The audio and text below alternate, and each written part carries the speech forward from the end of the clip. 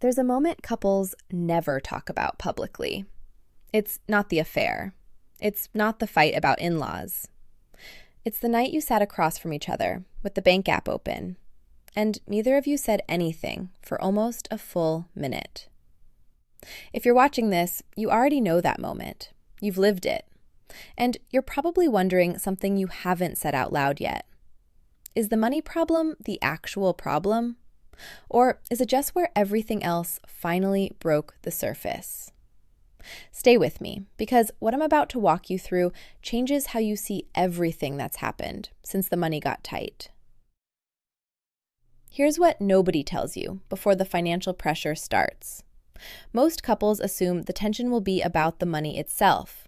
Who spent what, whose fault it is, what to cut, whose job it was to plan ahead. But that's rarely where the real damage happens.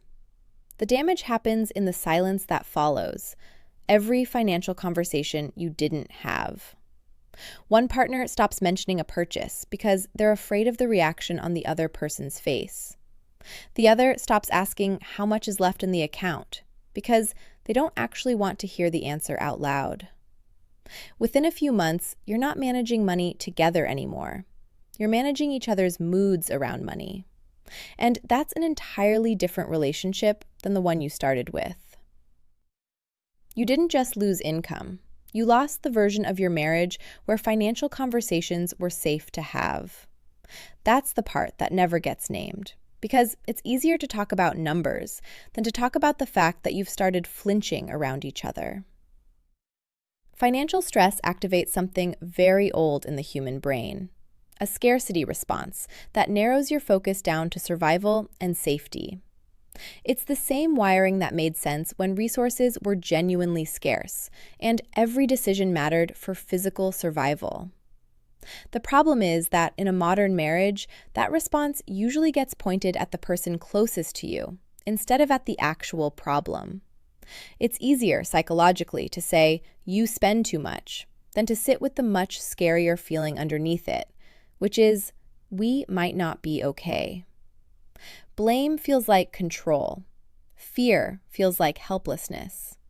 And most people, without realizing it, will choose to feel angry rather than feel helpless, even when the anger is aimed at the one person who's supposed to be on their team.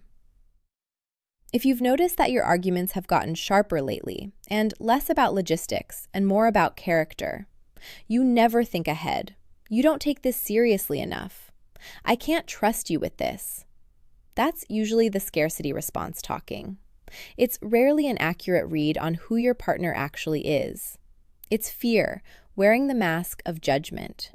The second thing that happens, and this one is quieter and more dangerous than the arguments, is withdrawal. One or both partners simply stop bringing the topic up at all. From the outside, it can look like peace returning to the relationship. It isn't. It's avoidance dressed up as harmony. And here's the part that matters most. Couples who stop talking about money usually stop talking about other hard things too. Because the muscle for having a difficult conversation without it turning into a fight has quietly atrophied from disuse. You stop practicing honesty under pressure, and that skill doesn't stay contained to just the topic of finances. It leaks into everything. This is usually the exact point where someone starts describing their own marriage using a phrase like, "We're fine, we just don't talk much anymore." That flatness didn't begin as emotional distance. It began as financial avoidance, and it spread outward from there until it touched the whole relationship. There's another layer to this that almost nobody says out loud, and it's shame. When money gets tight, a lot of people, especially whoever has historically identified as the provider, regardless of gender, experience something close to a quiet identity crisis. Their sense of competence, of being someone who can be relied on, gets tied up in a bank balance that's no longer cooperating. And shame doesn't announce itself directly. It shows up as defensiveness. It shows up as irritability over small things that have nothing to do with money. It shows up as someone suddenly needing to be right about something, completely unrelated, because being wrong about the finances already feels unbearable. If your partner has become harder to reach, more defensive, more prone to snapping over things that used to roll off them, it's worth considering that you might not be looking at someone who's stopped caring about the relationship. You might be looking at someone who is quietly ashamed and doesn't have the language to say so. Before I go further, I want to name something. If money has become the thing you can't talk about without it turning into a fight, or the thing you've both quietly stopped talking about at all, that's not proof this marriage is falling apart. It's proof the fear underneath the money never got named out loud. That's exactly why I put together the Complete Marriage Rescue Trilogy, 3 guides for every stage of a marriage crisis, including how to talk about fear instead of blame when the pressure is financial. The link is in the first comment below. I'll come back to it before we're done. Now, let's talk about what happens when 2 people cope with that same fear in completely different ways. There's also something that happens between partners who handle risk and money very differently, and financial stress makes those differences impossible to ignore. One person might cope with uncertainty by wanting to track every dollar, build spreadsheets, control what can be controlled. The other might cope by avoiding the topic entirely, hoping it resolves itself, needing distance from the anxiety rather than more exposure to it. Neither response is wrong, but when stress is high and neither partner understands that the other is coping in their own way rather than being careless or controlling, those different coping styles start to look like character flaws in each other. And that's where real resentment takes root. Something else worth naming honestly. Financial stress often exposes disconnection that was already quietly present in the marriage before the money got tight. If you're being truthful with yourself, ask whether the emotional distance started the exact week the finances did, or whether the finances simply removed a layer of distraction that had been covering something that was already fraying. Sometimes the money is the trigger. Sometimes it's the excuse. Sometimes it's genuinely the cause. All 3 are real possibilities, and the honest answer changes what kind of repair you actually need to do. If the money is the trigger and the disconnection was already there, the real work isn't financial at all. It's reconnecting as 2 people who like each other again, independent of the bank account. If the money is genuinely the primary cause, the work is more practical, and it starts with completely separating the money conversation from the blame conversation. That might mean literally scheduling them at different times, on different days, so financial planning doesn't become the vehicle for old resentments to surface. It also means learning to name the fear directly, instead of the frustration. "I'm scared we won't recover from this," lands in a completely different place in your partner's chest than "you always do this to us." One is an invitation to be held. The other is an accusation that has to be defended against. Most couples default to the accusation because it feels safer than admitting the fear. Being angry protects you from feeling exposed. But it's the fear, spoken honestly, that actually rebuilds closeness, because it lets your partner in, instead of pushing them into a defensive posture. There's a practical piece here too, and it matters more than people expect. Couples who navigate financial stress well tend to have short, regular check-ins about money. Not long, emotionally loaded summits, but brief, almost boring conversations on a set schedule, where the goal is simply staying oriented together, rather than solving everything at once. The couples who struggle tend to avoid the topic until it explodes, which means every single conversation about money becomes a high-stakes referendum on the whole relationship. Lowering the stakes of each individual conversation is one of the fastest ways to make money talk safe again. If you've got kids in the picture, there's an additional layer worth being honest about. Financial stress often gets displaced onto parenting disagreements. Suddenly, you're arguing about whether an activity is worth the cost, or whose parenting style is more responsible, when the real tension underneath is about money and fear, not about the kids at all. Recognizing when a parenting argument is actually a financial anxiety argument in disguise can diffuse a huge amount of unnecessary conflict. Comparison is another quiet saboteur. It's very easy, especially now, to see other couples' lives online or hear about friends' financial situations and feel an ambient sense of falling behind, which then gets funneled into the marriage as tension, even though the actual comparison has nothing to do with your partner. If you notice resentment rising after scrolling through other people's lives, that's worth naming to yourself honestly before it gets aimed at the person next to you. There's one more thing worth naming, because it's the piece almost nobody says out loud in this specific kind of crisis. And that's what happens to physical intimacy when financial stress moves in. Desire doesn't operate independently of safety. When one or both partners are quietly carrying dread about the future, bodies tend to go into a low-grade protective mode, and physical closeness is often one of the first things to quietly fade. Not because attraction disappeared, but because the nervous system is busy managing a threat it hasn't fully named yet. Couples sometimes misread this as a sign the relationship itself is dying, when it's actually a symptom of unprocessed financial fear living in the body. Naming that connection directly. I think some of the distance between us physically is connected to how scared I've been about money, not about us. Can be one of the most disarming sentences either partner says during this entire period. It's also worth understanding what happens with extended family during this kind of stretch. Financial pressure often invites outside opinions. A parent offering unsolicited advice, a sibling comparing your situation to their own, someone quietly implying one of you should have handled things differently.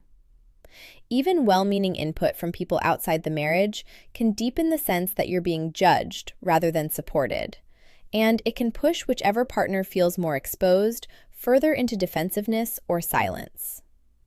Protecting the boundary of the marriage during a financial crunch. Deciding together what gets shared outside the relationship and what stays between the two of you often reduces a surprising amount of the pressure that gets misattributed to the marriage itself. There's also a longer-term pattern worth watching for, which is what happens to future planning once financial stress sets in. Couples in this position often stop talking about the future altogether. No more conversations about next year. No more dreaming out loud about where you'll be in 5 years, because the present already feels too uncertain to build anything on top of it. That silence about the future can feel, day to day, exactly like emotional distance, even though its root is financial anxiety, rather than a loss of love or commitment. Deliberately continuing to talk about the future, even in small, low-stakes ways. A weekend you'd like to take eventually. A small goal a year out. Keeps the sense of a shared trajectory alive, even while the money situation is being worked through. Money stress also tends to freeze big decisions entirely.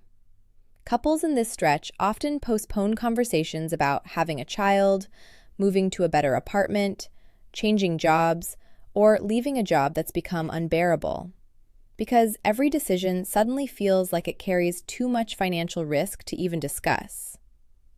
That paralysis can quietly calcify into years passing without either partner feeling like they moved forward on anything that mattered to them personally.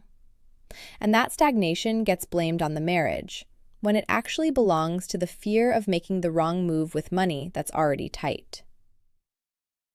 There's also a quieter, more corrosive pattern that shows up in some marriages under financial strain, which is a kind of financial secrecy, a hidden purchase, an account the other doesn't fully know about, a habit of rounding down numbers when asked directly.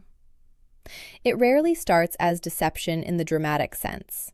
It usually starts as one partner trying to avoid a fight, and it grows because avoiding the fight once makes it easier to avoid it again.